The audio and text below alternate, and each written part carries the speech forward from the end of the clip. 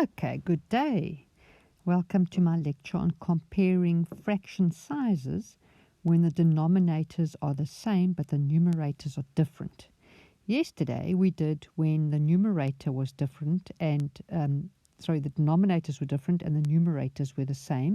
And if you missed that lecture, just go to my channel, press subscribe down here to my channel so that you can follow me, and go to my channel at Teacher Cecile Know Your Maths Rules and go look at part 1 of this lecture series. Right, so now we're on part 2, and this time round we have the same denominators. You can see all our shapes here are the same size from there to there. They're exactly the same size and they've all been cut up into 4 pieces. So our denominators for these fractions are 4. But our numerators are different. We've got only certain pieces colored in. Here we have 1 piece, there we have 2, here we have 3, and there we have all 4 colored in. So let's write them as fractions, and then we can see quite clearly from the pictures who's the biggest. We can see this is going to be the biggest, and then it's going to explain to you the rule. Okay, so the rule here is when your numerator is a big number and your denominator is the same, that's the biggest fraction. So let's look at this one. The first one is 1 of 4. The next one is 2 of 4. The next one is 3 of 4. And the last one is 4 of 4.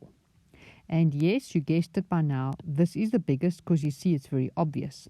But the rule tells us it's the numerator with the biggest number that is going to make it the biggest fraction, because you can see all our denominators are the same. So that only applies when you have denominators that are the same. So then we know this is the biggest number and that makes the largest fraction. You can see when it's a 3, it's smaller. When it's a 2, it's smaller, and when it's a 1, it's smaller. Okay, so that's our rule for when you have the same denominator. You look for the biggest number on the numerator.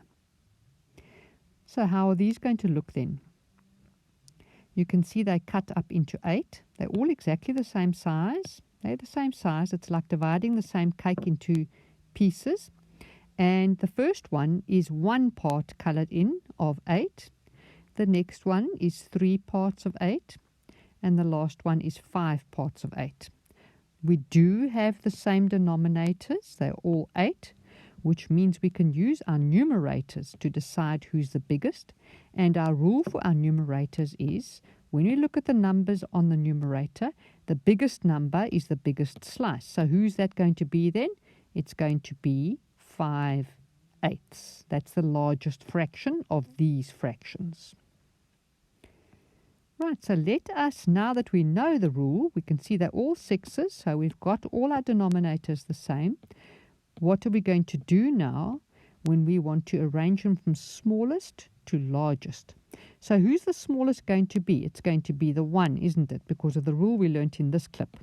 So 1 over 6 is our smallest.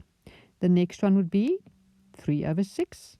We're going from smallest to largest. The next one would be 4 over 6.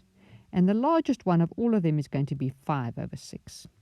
Right, so I hope you've got a better grasp of that. And you can always go revise on the part 1 of this fraction video series as well, where the numerator is the same and the denominators are different. And don't forget to press subscribe if you're not already a subscriber, and I'll see you in the lectures tomorrow.